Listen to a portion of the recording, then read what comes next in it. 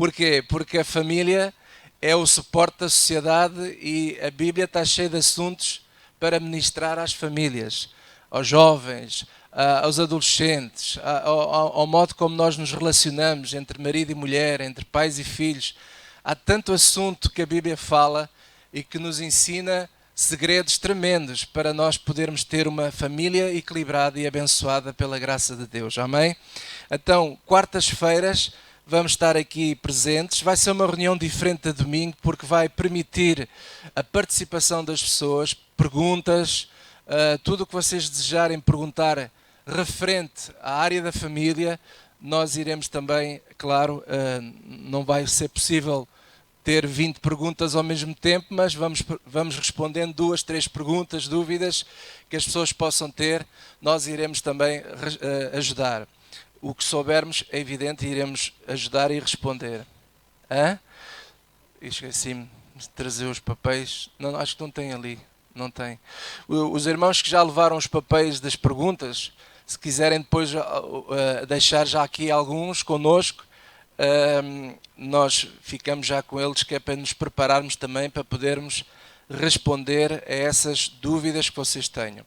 Também à quarta-feira iremos interceder. Há um período da reunião que vai ser de oração só pelas famílias, só por assuntos relacionados à área familiar, está bem? Então as reuniões vão começar dia 5 de setembro às 21 horas. Nós vamos servir a Santa Ceia no domingo de dia 2 de setembro. Este próximo mês vamos servir a Santa Ceia dia 2 de setembro. Tenho também, nós temos enviado para vocês, para todos os irmãos que nós temos no WhatsApp, temos enviado exortações da Palavra de Deus. Pequenas orações, confessar a Palavra de Deus. A ideia é que vocês possam usar, se quiserem, não é? Usar essas exortações, essas pequenas orações para orarem também e terem o vosso devocional com Deus durante a semana. Ou hoje ou amanhã nós iremos enviar um ficheiro, um áudio, para nós orarmos pelos filhos. Portanto, nós já enviamos um que é a oração pelo lar, pela família. Depois enviamos também a oração pelo cônjuge. E vamos enviar agora, esta semana, a oração pelos filhos. Como é que nós devemos orar pelos nossos filhos? É apenas uma ideia, uma exortação, para que vocês possam usar. Claro que vocês podem usar as vossas próprias palavras, mas se quiserem também repetir o que lá vem mencionado, é evidente que podem repetir, é apenas uma ajuda, está bem? E pronto, de anúncios para já é tudo. Vamos então à Palavra de Deus. Hoje vamos terminar esta série, cujo título é Deus perdeu o seu poder? É uma pergunta. Será que Deus perdeu o seu poder? Qual é a resposta? Não, Deus não perdeu.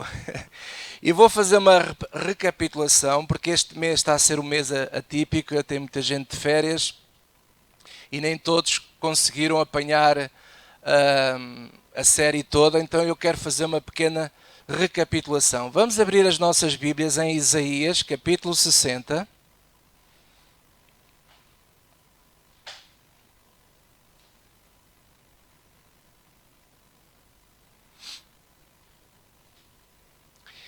Isaías 60, versículo 1 e 2.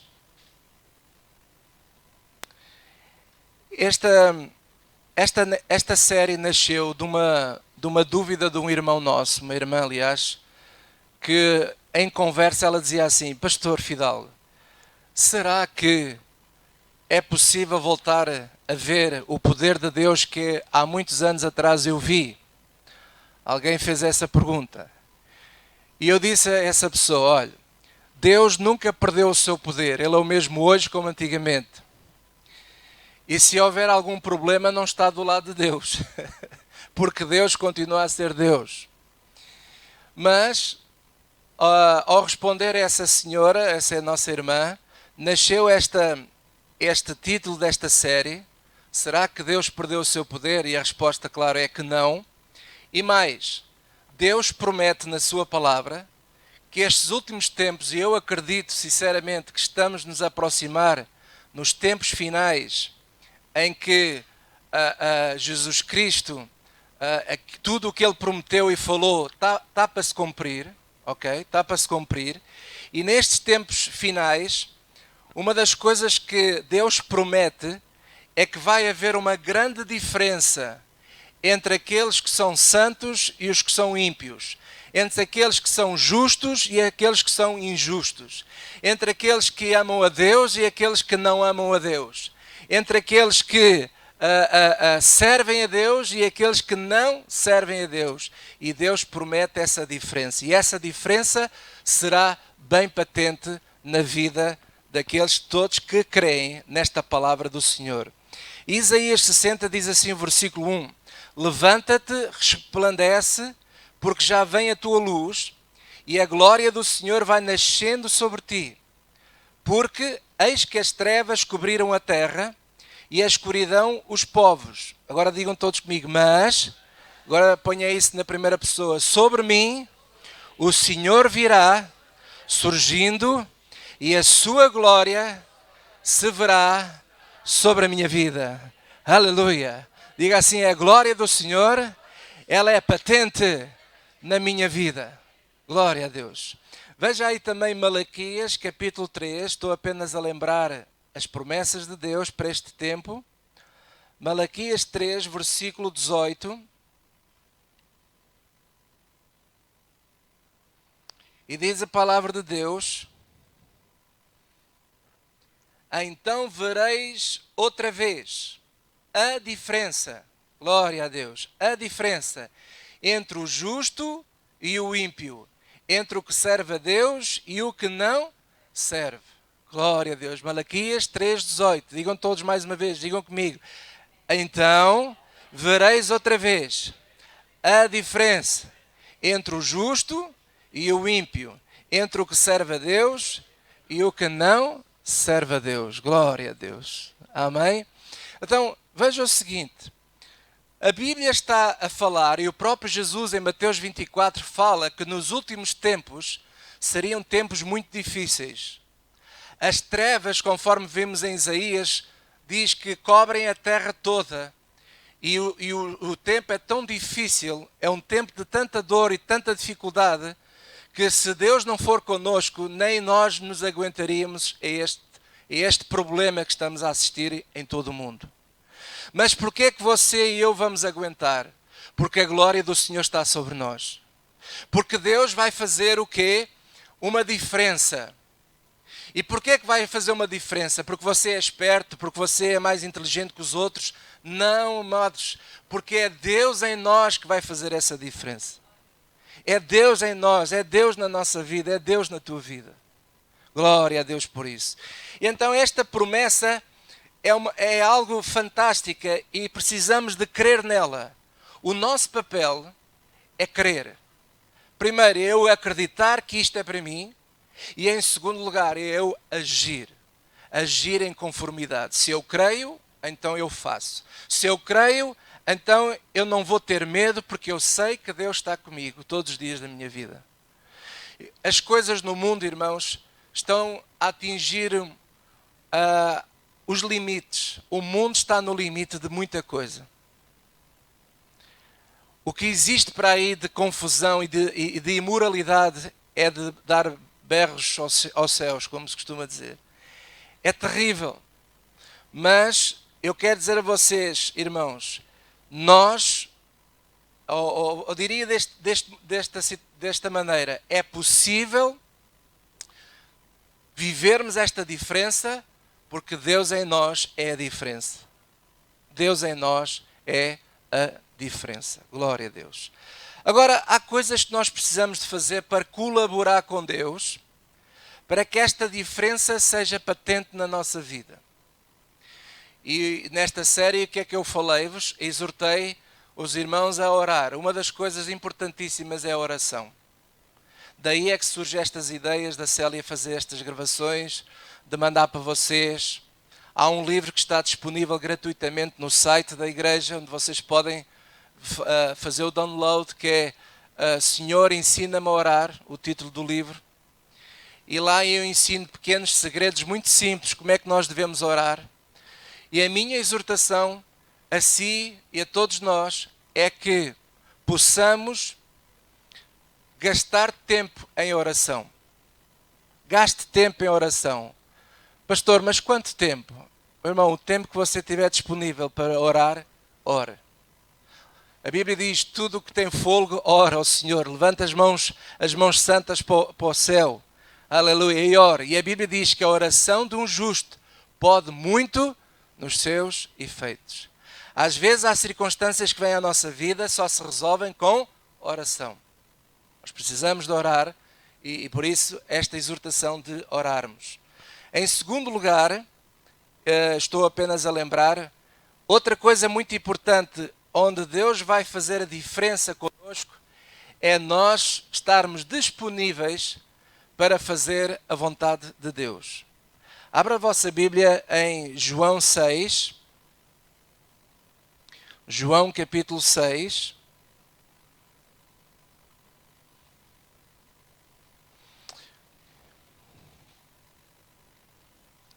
E se nós formos ver aí, vamos lá ver aqui, João capítulo 6. Eu estou em Mateus, enganei-me. João 6, ora bem, João 6. No versículo 29, aliás, no versículo 28, várias pessoas fizeram esta pergunta a Jesus. E disseram-lhe, pois, que faremos para executarmos as obras de Deus? E Jesus respondeu e disse-lhe, digam comigo, a obra de Deus, ou podíamos dizer também assim, a vontade de Deus é esta, que creiais naquele que Ele enviou. E agora se saltarmos aí para o versículo 38, Jesus diz assim, porque eu desci do céu, não para fazer a minha vontade, mas a vontade daquele que me enviou.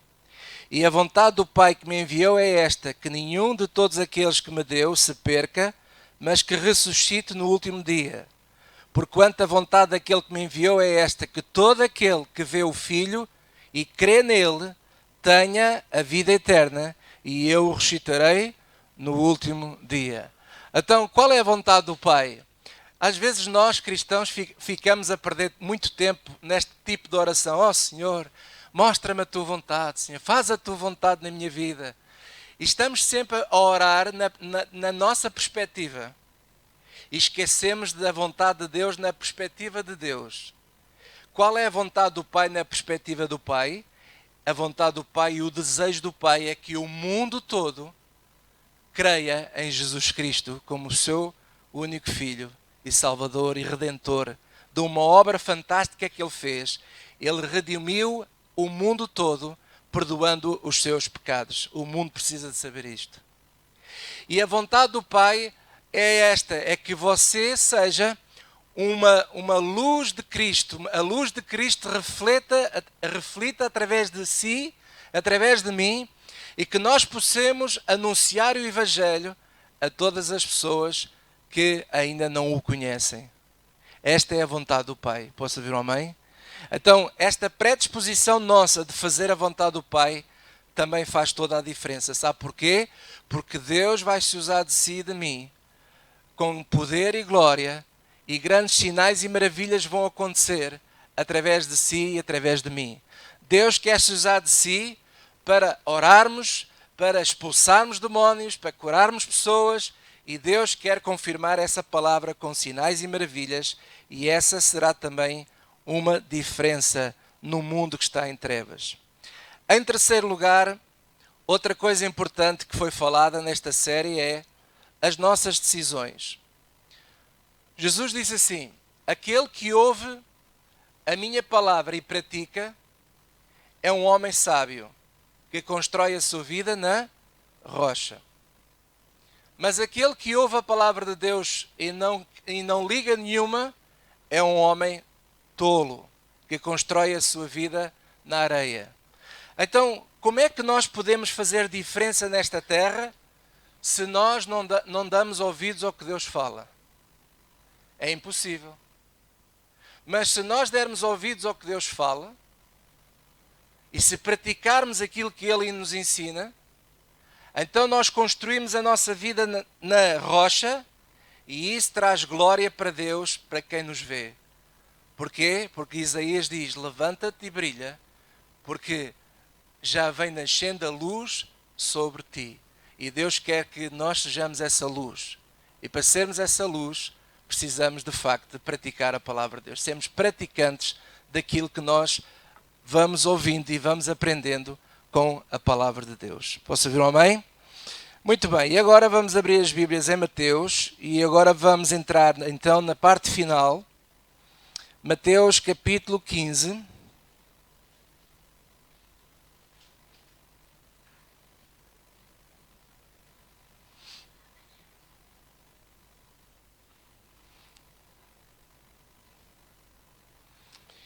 E agora deixe-me dizer o seguinte: qual é o maior segredo de todos para que seja patente esta diferença que Deus promete para nós nestes últimos tempos? Qual é o maior segredo? O maior segredo é o seguinte: é nós escolhermos honrar a Deus. Quando nós temos uma atitude no coração de honrar a Deus, ao honrarmos o Deus, Ele também nos honra a nós. E há dois caminhos: ou nós honramos ou nós desprezamos. E isto é muito importante nós entendermos, irmãos, porque muitas pessoas estão no mesmo estado que está, como Jesus fala aqui em Mateus 15, versículo 6. Veja aí. Mateus 15, versículo 6 a 8 diz assim: E assim invalidastes pela vossa tradição o mandamento de Deus. Hipócritas, bem profetizou Isaías a vosso respeito, dizendo: digam todos comigo agora, este povo honra-me com os lábios, mas o seu coração está longe de mim. Diga comigo, este povo honra-me com os lábios, mas o seu coração está longe de mim. Este é o problema atual. Eu já nem quero falar das pessoas do mundo. Estou a falar para a igreja, no modo geral, para os cristãos. Irmãos,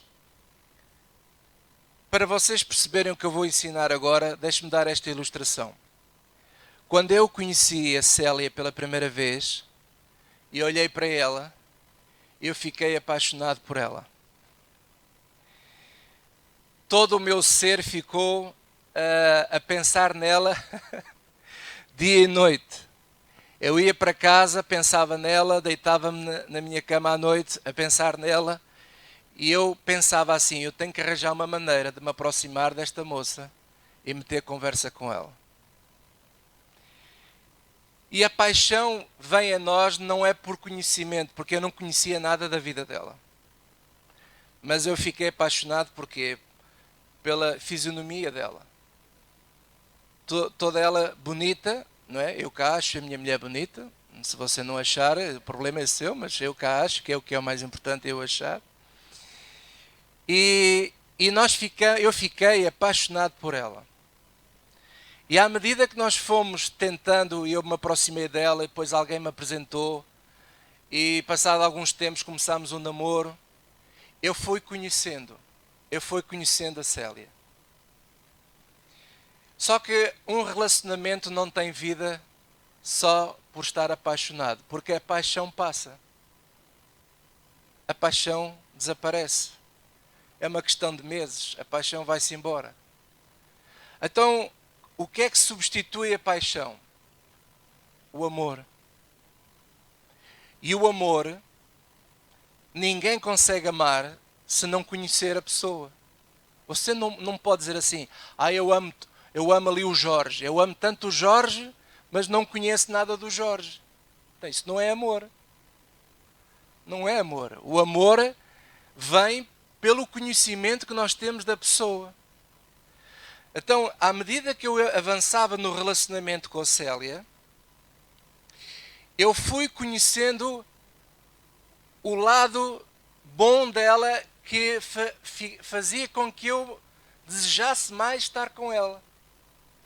Até que comecei também a conhecer aquele lado menos bom dela.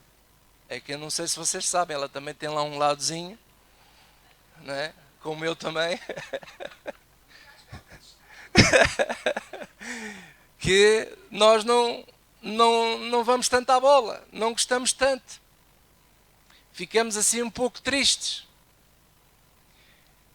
E agora começa a grande questão. O que é que eu faço? Porque vai chegar um momento do relacionamento em que você decide ou vai para a frente ou trava tudo. Ou então, se você decide ir para a frente, mas não decide, não toma esta decisão assim, independentemente deste defeito que eu estou a ver, eu vou estar com ela, eu vou decidir amá-la e vou respeitá-la, vou honrá-la, mesmo apesar dos defeitos que ela possa ter.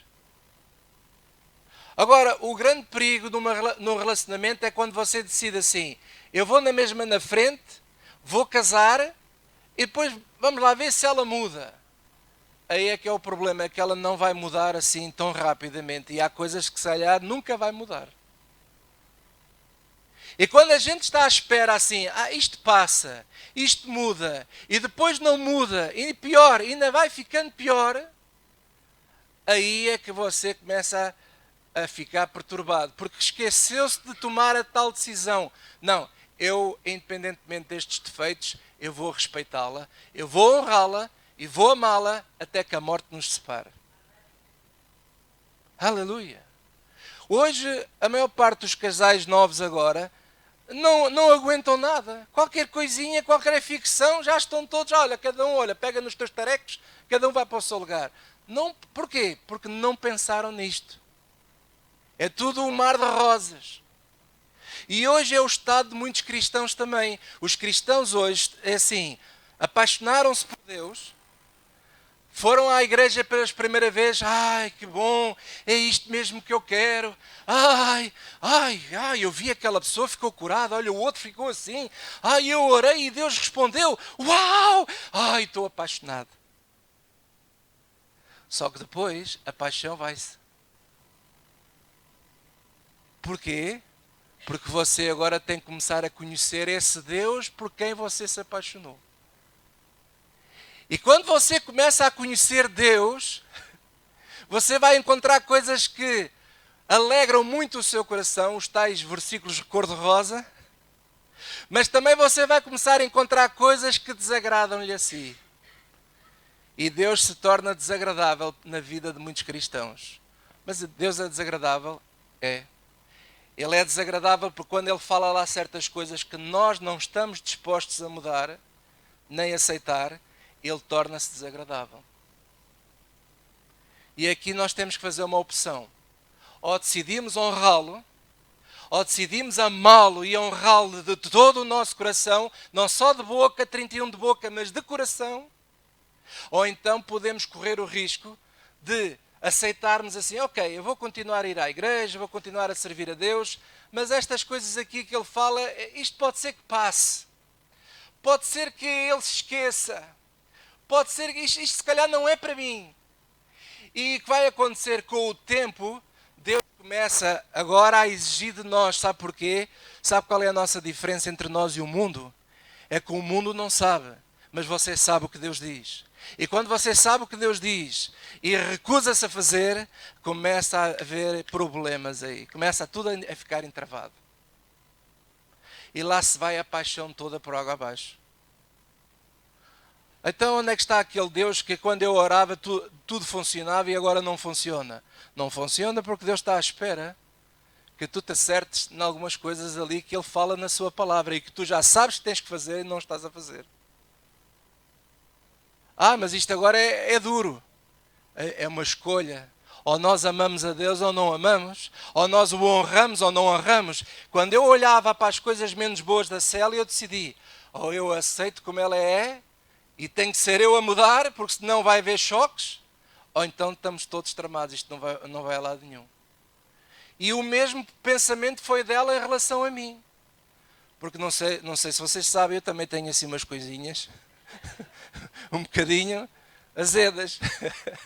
Não é? Que aqui assim no púlpito não se vê, mas é só uma, não é? Só uma, por aí. Então o que é que aconteceu? Quando eu decidi e ela decidiu, vamos nos casar, nós já sabíamos que nós não estávamos à espera que eu mudasse ou que ela mudasse. Eu é que tinha que mudar para poder evitar problemas no meu relacionamento. Eu vou dar aqui só um exemplo. Só é que eu gosto de dar às vezes este exemplo por brincadeira. É assim, eu, quando era solteiro, isto fica só entre nós, está bem? Quando eu era solteiro, quando eu ia me deitar à noite, né, para a cama, tinha por hábito de dormir com as meias calçadas. No inverno ou no verão, no que fosse. E quando eu me casei e me deitei e fui dormir, a primeira noite foi com as meias calçadas. Bem, tive logo o primeiro embate. Tira-me já essas meias daqui, faz favor. E agora imagine se eu fosse dizer assim, não, então, mas eu já estou habituado a isto. Até já desde criança que eu faço isto e agora estás-me a mandar em mim. Não, tu tens que aceitar como eu sou. Olha, e tinha logo um primeiro problema logo na primeira noite. O que é que eu tive que fazer? Tive que mudar. Por amor a ela, eu tive que mudar. Por amor a ela. Apesar de eu não me importar nada, mas eu tive que mudar. E com Deus é a mesma coisa. Por amor a Deus, nós temos que mudar, irmãos. Nós temos que acertar a nossa vida, temos que nos alinhar. Se eu conheço que, pela palavra de Deus, que Deus não gosta de certas coisas, então eu tenho que mudar. E não precisamos de andar a tocar o sino. Isto é uma coisa entre você e Deus, é íntimo. Nós não precisamos andar a mostrar às pessoas que somos praticantes da palavra de Deus. Não, você não tem que se justificar diante das pessoas de nada. O que nós temos é que fazer é diante de Deus. Porque nós amamos a Deus. E porque eu amo a Deus, então eu vou mudar. Por exemplo, há coisas da minha vida, olha, das coisas mais difíceis que eu tive no início da minha caminhada com Deus, foi na área do perdão. Eu, qualquer coisinha que me fizessem, ficava... Hoje, sinceramente, e a Célia sabe que é verdade, hoje ela olha para mim e pensa assim, este rapaz não é aquele rapaz que eu conheci. Mas hoje, graças a Deus, às vezes as pessoas fazem-me coisas, gato e sapato, mas no meu coração, o mais rápido possível, nem sempre é com a rapidez que devia, mas o mais rápido possível eu vou e perdoo. E faço bem a quem me tenta fazer mal. É difícil, é difícil, mas eu tenho que mudar. Porquê? Porque a palavra de Deus diz isso. E quando Jesus diz aqui, evocando o profeta Isaías, dizendo assim, o meu povo honra-me com os lábios, mas o seu coração está longe de mim, o que é que ele está a dizer, irmãos? Está a dizer que encontramos muitas vezes pessoas que é tudo muito aleluias, glórias a Deus, ai Deus é tão bom, mas naquele lá onde ninguém está a ver, por exemplo, você está a olhar para mim agora, eu estou aqui todo simpático, mas quando eu não estou aqui, quando eu estou em casa com os meus filhos, quando eu estou escondido ninguém me está a ver, será que eu sou o mesmo fidalgo que está aqui a pregar? Essa é que é a grande questão. Porque na igreja toda a gente louva a Deus, toda a gente honra a Deus com os lábios. E quando nós estamos sozinhos e estamos diante de situações que precisamos de perdoar, precisamos de fazer o bem, precisamos de fazer certas coisas que nós sabemos pela palavra de Deus que temos que fazer, aí Deus está a ver. Você pensa que ninguém está a ver, mas Deus está a ver. E quando a gente nesses lugares decidimos, não, eu vou fazer o que Deus diz. Porque se Deus diz, eu amo a Deus e vou fazer o que Deus diz. E agora presta atenção a uma coisa muito importante. Deus deseja a nossa felicidade. Olha o que eu vou dizer. Deus deseja a nossa felicidade. Mas você, para obter a felicidade para si, não pode pisar os princípios de Deus na sua vida. Eu não posso querer ser feliz à custa dos outros. Eu não posso querer ser feliz machucando os outros.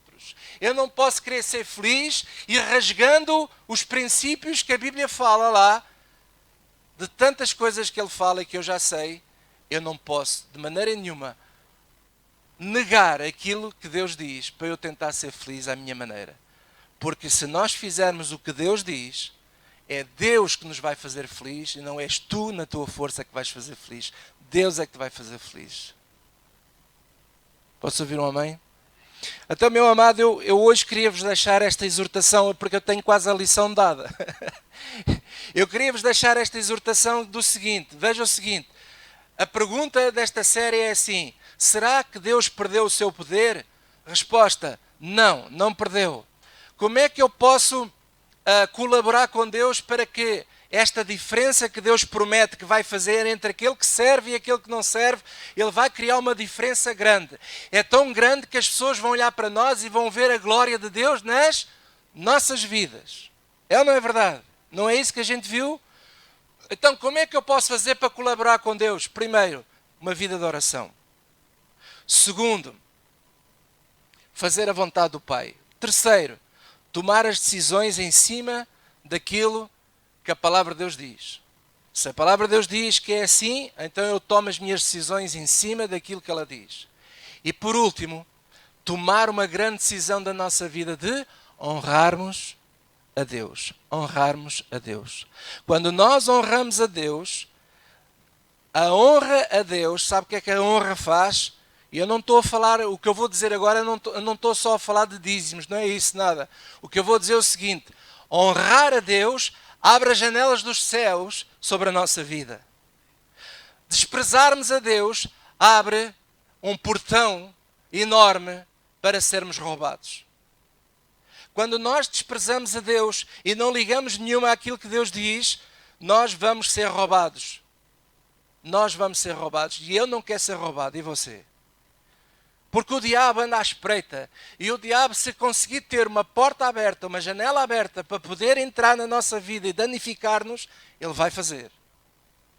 E a pior coisa que um cristão pode fazer é menosprezar aquilo que Deus diz. Por isso é que há pessoas que preferem não crescer no conhecimento, preferem ser só, pronto, é só isto que eu sei, pelo menos assim, olha, não abandes o barco. Mas uma coisa é certa, quanto mais você conhece a Deus, mais situações complicadas você vai ter que tomar, porque a palavra de Deus vai confrontar a nossa vida, vai mexer connosco. E nós precisamos tomar decisões para tomar decisões certas, que é estar sempre do lado da palavra de Deus. Posso ouvir um amém? Eu quero terminar mostrando agora o lado negro do desprezo. Veja aí Atos capítulo 13. Eu não quero de maneira nenhuma meter medo a ninguém, mas eu preciso de dar todo o conselho da palavra de Deus. Atos capítulo 13.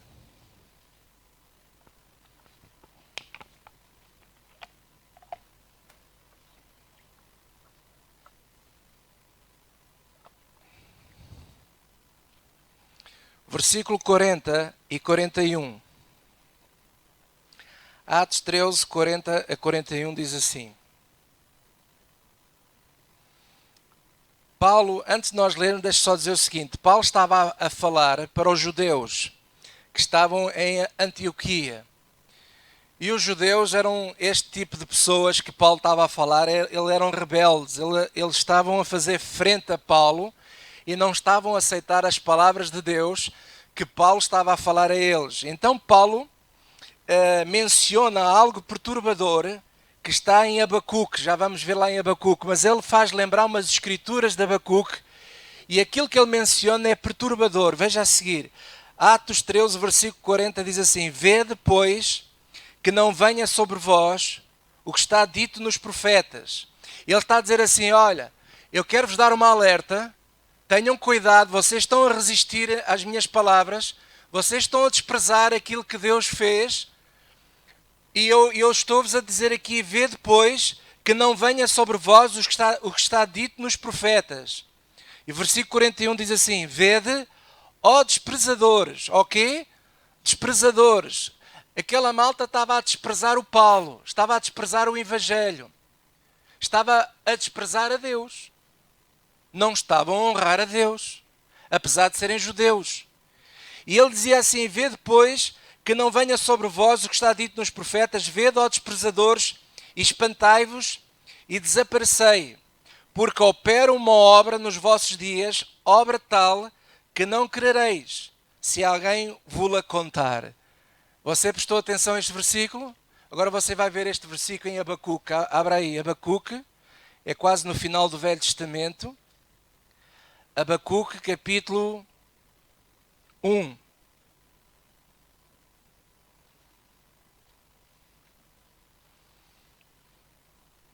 Abacuque são 5 livros para trás, de Malaquias para trás, são 5 livros. Você conta, vai aparecer aí, é antes de Sofonias e depois de Naum. Abacuque, capítulo 1, versículo 5.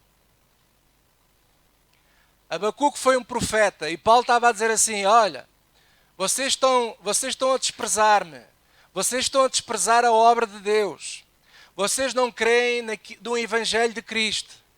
Então, olha, aquilo que os profetas profetizaram vai acontecer sobre a vossa vida. E olha aqui, capítulo 1, versículo 5. Diz assim: vede entre as nações e olhai, e maravilhai-vos e admirai-vos, porque realizo nos vossos dias uma obra que vós não querereis. Lembram-se desta palavra lá em Atos? Quando vos for contada. Isto é, qual é a obra que as pessoas não vão querer quando for contada? A obra é o Evangelho. Hoje há muitas pessoas que não creem no Evangelho. Desprezem o Evangelho.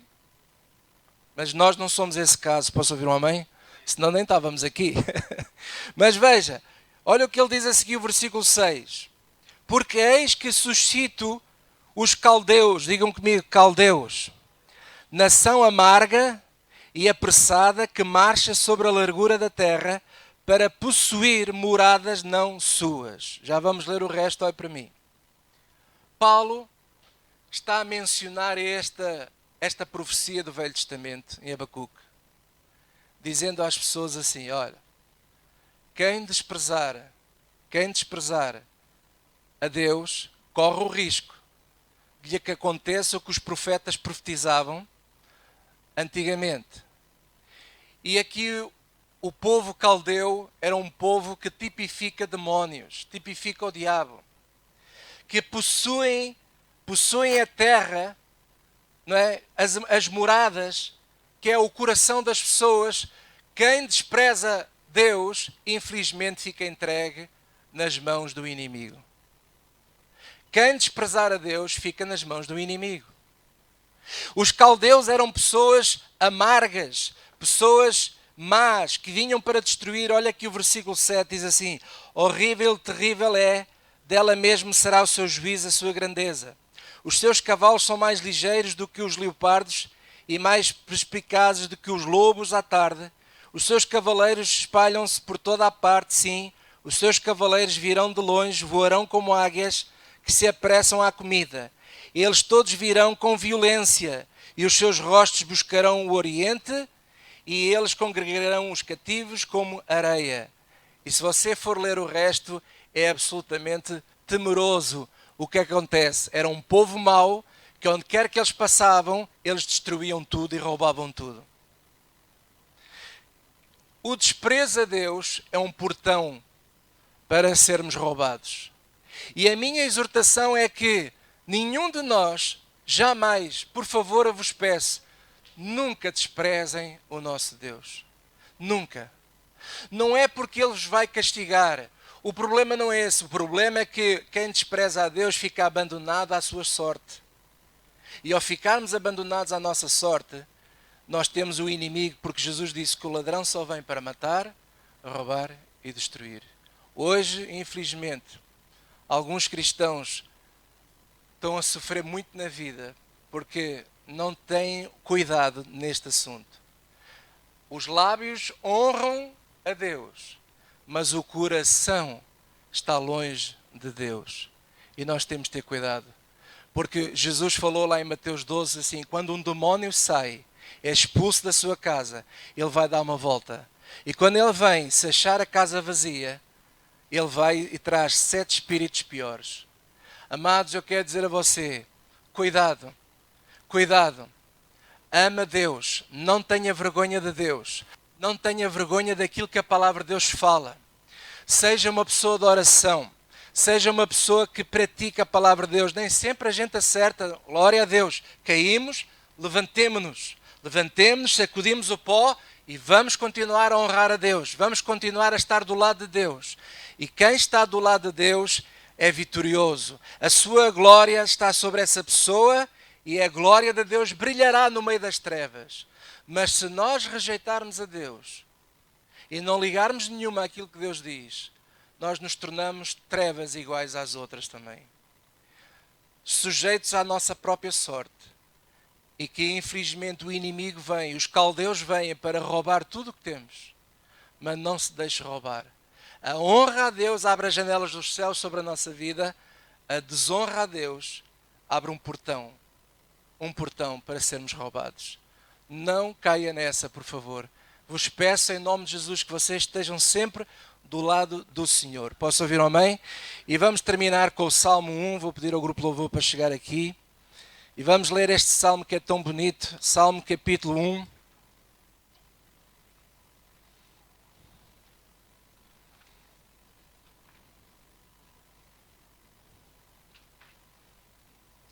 Sabe, Deus não está à espera de perfeitos, porque perfeitos não existem. O que Deus quer é um coração sincero. Um coração que ama Deus e que o honra. E que não se envergonhe de Deus. Aleluia. Salmo 1, versículo 1 diz assim. Digam todos comigo, bem-aventurado é o varão. Isto é, o homem, não é? Bem-aventurado o homem, quem diz o homem diz a mulher. Diga comigo, que não anda segundo o conselho dos ímpios, nem se detém no caminho dos pecadores, nem se assenta na roda dos escarnecedores. Antes, tem o seu prazer na lei do Senhor e na sua lei medita de dia e de noite. E agora qual é o resultado? Qual é o resultado de uma pessoa que quer honrar a Deus, que presta atenção ao que Deus diz e faz? Diz assim, versículo 3, eu leio para vocês. Pois será como a árvore plantada junto a ribeiros de águas, a qual dá o seu fruto na estação própria e cujas folhas não caem, e tudo quanto fizer